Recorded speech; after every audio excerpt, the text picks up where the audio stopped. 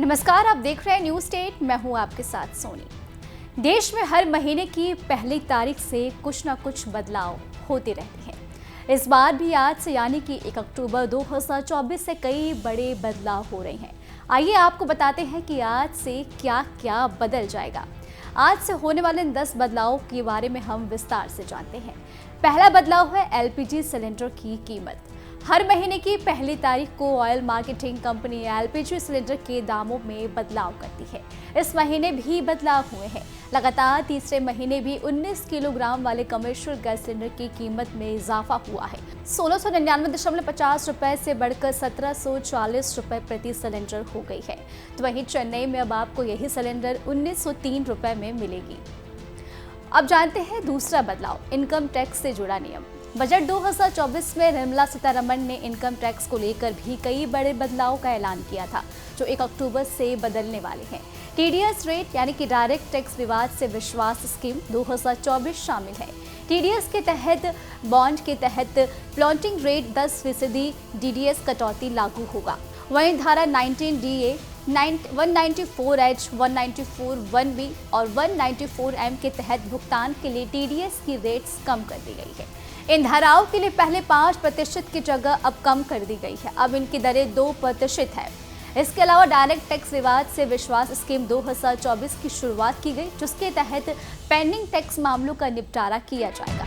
तीसरा बदलाव है आधार कार्ड से जुड़े नियम। केंद्रीय बजट 2024 के आधार संख्या के बजाय आधार नामांकन आईडी का उल्लेख करने की अनुमति देने वाले प्रावधान को बंद करने का प्रस्ताव किया गया है।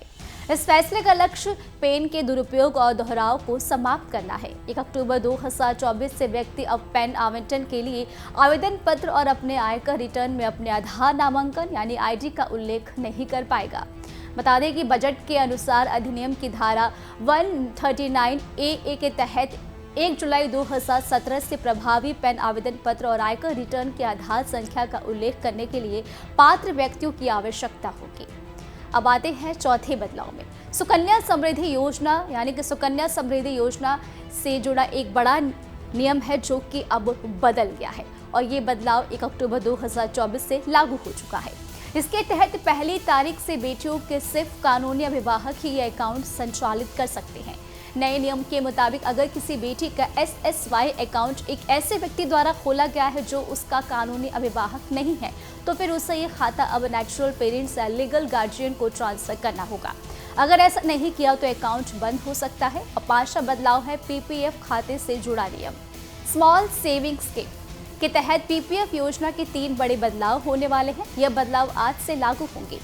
21 अगस्त 2024 को केंद्रीय वित्त मंत्री निर्मला सीतारमण के तहत मामलों के विभाग ने नए नियमों के बारे में गाइडलाइंस जारी की गई थी, जिसके तहत PPF के 3 नए नियमों को लागू किया जाएगा। इसके तहत एक से अधिक अकाउंट रखने पर 2 अकाउंट पहले ही अकाउंट में मर्ज करने होंगे। 2 और बदलाव नाबालिग अकाउंट और NRI अकाउंट से जुड़ा हुआ है। छठा बदलाव है HDFC बैंक के क्रेडिट कार्ड के नियम। आज से HDFC बैंक के क्रेडिट कार्ड के नियम बदल रहे हैं। अब बैंक के कुछ क्रेडिट कार्ड्स के लिए लॉयल्टी प्रोग्राम को बदला गया है। इसके मुताबिक HDFC बैंक ने स्मार्ट बॉयज प्लेटफॉर्म पर एप्पल प्रोडक्ट के लिए रिवॉर्ड पॉइंट के रिडेम्पशन में एक प्रोडक्ट हर कैलेंडर तिमाही तक सीमित कर दिया गया है। सातवां बदलाव है क्रेडिट कार्ड से जुड़े नियम।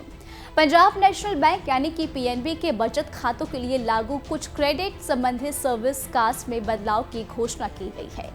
बता दें, संशोधन में न्यूनतम औसत शेष राशि बनाए रखना, डिमांड ड्राफ्ट जारी करना, DDT की कॉपी बनाना, चेक यानी कि ECS समेत वापसी लागत और लॉकर रेट चार्ज शामिल है। वहीं नए शुल्क 1 अक्टूबर 2024 से लागू होंगे। ICICI बैंक की वेबसाइट के अनुसार 1 अक्टूबर 2024 से आप पिछले कैलेंडर की तिमाही में 10,000 रुपए से खर्च करके 2 कॉम्प्लीमेंट्री एयरपोर्ट लाउंज एक्सेस का आनंद ले सकते हैं। आठवां बदलाव है शेयर बाय बैंक यानी कि 1 अक्टूबर से शेयर बाय बैंक के ट्रांजैक्शन के संबंध में एक नया नियम लागू हो रहा है। अब शेयर धारक बाय बैंक इनकम टैक्स का भुगतान करने के लिए जिम्मेदार होंगे, जो डिविडेंड के ट्रांजैक्शन पर लागू होगा। यह बदलाव कंपनियों में टैक्स का बोझ शेयर कर होल्डर्स पर ट्रांसफर करेगा। नवा बदलाव है FNO ट्रेडिंग से जुड़ा नियम। बता दें, 1 अक्टूबर से फ्यूचर फंड ऑप्शन पर लागू होने वाला सिक्योरिटी ट्रांजैक्शन रेट यानी कि STT प्रीमियम के 0.0625% से बढ़कर 0.1% हो जाएगा, यानी कि फ्यूचर सेल 0.0125% से बढ़कर 0.02% हो जाएगा। 10वां बदलाव है एटीएफ की कीमतों में कटौती। हर महीने की पहली तारीख को एलपीजी सिलेंडर की कीमत में बदलाव के साथ ही ऑयल मार्केटिंग कंपनियां हवाई ईंधन यानी एटीएफ और सीएनजी पीएनजी के दामों से संशोधित करती है। बता दें, सितंबर महीने में एटीएफ की कीमतों में कटौती की गई थी और राजधानी दिल्ली में इसका दाम अगस्त के 97,975.72 रुपए प्रति किलोमीटर से घटकर 93,480.22 रुपए से प्रति किलोमीटर हो गया था। तो वहीं आपको बता दें कि अक्टूबर की पहली तारीख को भी राहत मिली है और ये और सस्ता हो गया है। दिल्ली में अब तक इसकी कीमत 87,597.22 रुपए प्रति किलोमीटर आ गई है। फिलहाल इस खबर में अभी के लिए इतना ही। आपको हमारा वीडियो कैसा लगा हमें कमेंट करके आप जरूर बताएं और हमारे चैनल को सब्सक्राइब करना ना भूलें।